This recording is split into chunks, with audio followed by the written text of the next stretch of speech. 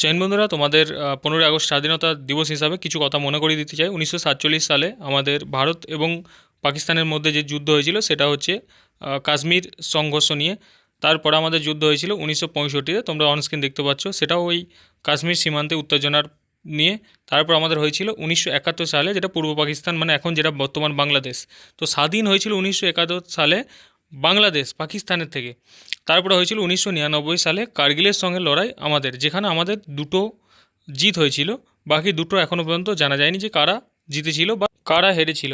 তো দেখো, আমাদের মেনলি যেটা লড়াই হয়েছিল স্বাধীনতা দিবসের, মানে আমরা যার থেকে ইন্ডিপেন্ডেন্ট হয়েছিলাম, যাদের গোলামি ছিল 200 বছর, সেটা ছিল ব্রিটিশ বা ইংরেজদের হাত থেকে আমরা কিন্তু স্বাধীন হয়েছিলাম। আমরা কিন্তু পাকিস্তানের হাত থেকে স্বাধীন হয়নি, যেটা বর্তমান জেনারেশন ভুলে যাচ্ছে। তো এই পোস্টটা কালকে ফেসবুকে একজন করেছিল যে ভারত স্বাধীনতা দিবসে পাকিস্তানের সঙ্গে যে কার্গিল লড়াই সেটাই কেন দেখানো হয়, আমাদের কেন ব্রিটিশের সঙ্গে যেটা হয় সেটা মানুষকে দেখানো হয় না বেশি বেশি করে।